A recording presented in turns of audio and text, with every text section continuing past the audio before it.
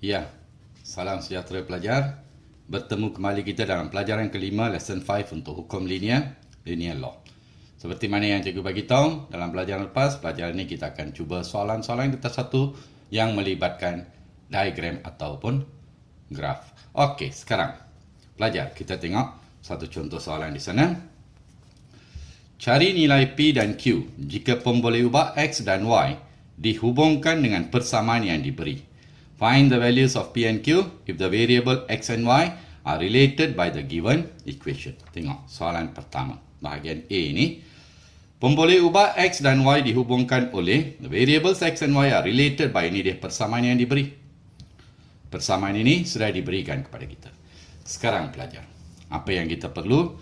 Cari mula-mula dari graf. Buat satu cara. Mula-mula hafal satu cara ini pelajar.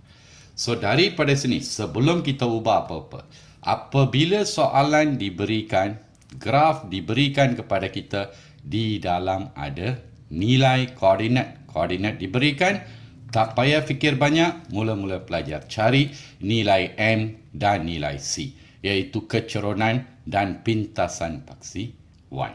Tengok sini pelajar. Mula-mula sekali diberikan kepada kita dua koordinat, kita boleh cari keceronan. Keceronan adalah sama dengan Y2 tolak Y1, 9 tolak 1, perkan dengan X2 tolak X1, 2 tolak 6. So, di sini kita dapat sama dengan 8 per negatif 4 sama dengan negatif 2. Keceronan kita sudah sediakan pelajar. Sekarang kita cari pintasan paksi Y, iaitu nilai C. Perhatikan garis yang diberikan di sini. Apa pelajar buat? Pelajar perpanjangkan garis ini. Prolong this line. Ini dia pintasan paksi Y. Letak di sana 0C. Sekali lagi, dengan menggunakan nilai keceronan yang kita dapat. Nilai keceronan sama dengan negatif 2. Kita cari keceronan lagi sekali untuk mendapat nilai C. Ya pelajar, ambil dua koordinat ini. Y2 tolak Y1. C tolak 9. Perkan dengan X2 tolak X1. 0 tolak 2. Sama dengan negatif 2. Selesaikan pelajar. C tolak 9. Perkan dengan negatif 2. Sama dengan negatif 2. Darab silang. Cross multiply. C tolak 9 sama dengan negatif-negatif, positif 4. Bawa ke kanan, nilai C kita dapat 4 tambah 9, 13. Itu dia pelajar.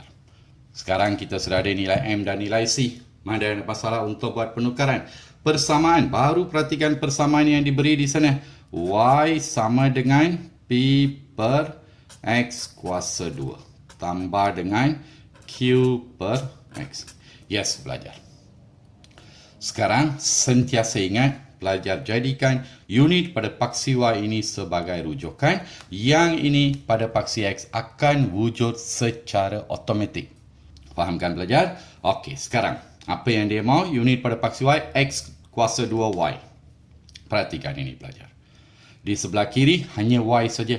Nak jadikan X kuasa 2Y, what we do? We times X kuasa 2. Darabkan dengan X kuasa 2. Sekarang darab pelajar. Sebelah kiri kita akan dapat X kuasa 2Y.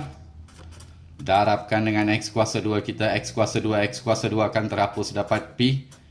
Darabkan dengan X kuasa 2. So, X dengan X habis, tinggal Q. Q darab X adalah QX. Susun pelajar. X kuasa 2Y sama dengan QX tambah P. Itu dia pelajar. Kita sudah tukar ini kepada bentuk Y besar sama dengan M, X besar tambah C. Paksi Y diwakili oleh X kuasa 2Y. Paksi X diwakili oleh X. So ini berarti nilai Q adalah sama dengan nilai keceronan. Oleh sebab itu, nilai Q adalah negatif 2. Dan C adalah pintasan. So kita sudah cari pintasan. So nilai P adalah sama dengan 13. Boleh faham pelajar? Ya. Mari kita tengok beberapa contoh untuk bentuk soalan ini. Ya, pelajar, kita pergi kepada soalan B. Perhatikan di sana. Pemboleh ubah X dan Y dihubungkan oleh persamaan 1 per Y sama dengan P tambah QX per X. The variable X and Y are related by the equation 1 over Y equal P plus QX over X. Seperti mana yang saya beritahu pelajar, di sini sudah ada dua koordinat, iaitu 5 ini berarti di atas paksi Y, nilai X dia adalah kosong. So, di sini kita sudah ada nilai C. Pintasan paksi Y sudah ada terus 5. Tak perlu cari lagi. Yang kita perlu cari adalah keceronan. Cari keceronan dulu pelajar. Y2 tolak Y1, 29 tolakkan dengan 5. Dibahagikan dengan X2 tolak X1, 6 tolakkan dengan 0. So, kita dapat sama dengan 24 per 6. Iaitu sama dengan 4. Nilai pintasan sudah ada, nilai keceronan sudah ada. Baru kita pergi kepada persamaan di sana, 1 per Y. 1 per Y sama dengan P tambah QX perkan dengan X. Perhatikan unit pada paksi Y pelajar. 1 per Y, sebelah kiri sudah 1 per Y. Artinya we just have to simplify yang di sebelah kanan ini. So yang ini biarkan 1 per Y sama dengan bahagikan P per X tambah QX perkan dengan X. So, ringkaskan 1 per Y sama dengan berkali adalah P keluarkan, dalam kurungan tinggal 1 per X. Ditambah dengan X dengan X akan terhapus, sama dengan Q. Sudah wujud dalam bentuk Y sama dengan MX tambah C. Ya pelajar, kalau diperhatikan, keceronan di sana diwakili oleh P. So, oleh sebab itu, nilai P adalah sama dengan keceronan dia 4. Dan pintasan paksi Y di sana diwakili oleh Q. So, value of the Q will be 5. Itu saja pelajar. Mana ada masalah? Saya rasa satu soalan yang agak simple saja.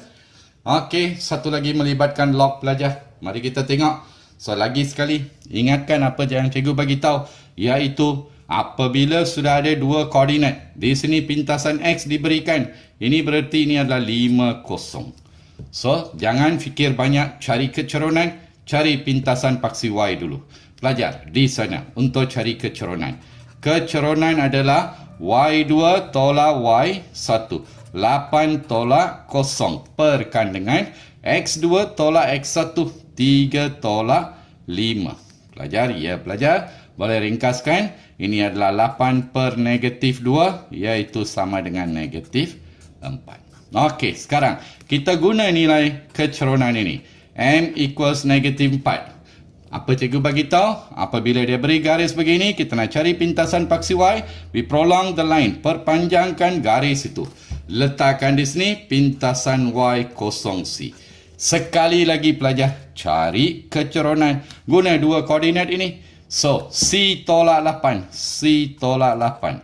Perkan dengan 0 tolak 3 sama dengan negatif 4. So, C tolak 8 perkan negatif 3, negatif 4, darab silang, cross multiply, C tolak 8 sama dengan negatif, positif 12, bawa ke kanan tambah, C adalah 20. Boleh faham pelajar? Okey, baru kita tengok kepada fungsi yang diberi di sana. Bila kita sudah ada nilai M dan nilai C, diberikan kepada kita Y adalah sama dengan PX kuasa Q tambah 1. Ya pelajar, masih ingat? Bila ada kuasa apa kita buat? Sini pun sudah ada rujukan. Paksi Y mesti terdiri daripada log Y. So, kita tambah log kedua-dua belah. Log pada asas 10Y sama dengan log pada asas 10 PXQ plus 1. Okey pelajar. Sekarang, hubungan di antara P dan X adalah darab. Bila kita buat pengasingan, darab tukar kepada tambah. Log pada asas 10Y sama dengan log pada asas 10P tambah log pada asas 10X kuasa Q tambah 1. Masih ingat pelajar? Apabila ada kuasa sahaja untuk log, bawa ke depan jadikan perkali, susun persamaan yang diberikan itu. Log pada asas 10Y sama dengan bawa ke kiri, Q tambah 1 didarab dengan log pada asas 10X. Tambah log pada asas 10P. Itu saja pelajar. Sudah ada di sini. Sudah wujud dalam bentuk Y besar sama dengan M X besar tambah C. So di sini kecerunan diwakili oleh Q tambah 1. Dan kecerunan kita sudah ada negatif 4. Bawa ke kanan, nilai Q sama dengan negatif 5. Kemudian, nilai pintasan paksi Y log pada asas 10P sama dengan pintasan di sana. Kita sudah ada sama dengan 20. Ya, pelajar, what do you do? Tukar bentuk log kepada bentuk indeks. Value of the P, nombor asas indeks. Itu saja pelajar. Mana ada masalah? Baik pelajar, itu saja untuk pelajaran kelima. So, saya harap pelajar boleh faham. Kita akan berjumpa lagi dalam pelajaran ke-6 untuk hukum linear dengan beberapa lagi bentuk soalan yang berlainan. Terima kasih pelajar. Harap pelajar ulang kaji pelajaran ini sebelum pergi kepada video berikutnya. Terima kasih pelajar.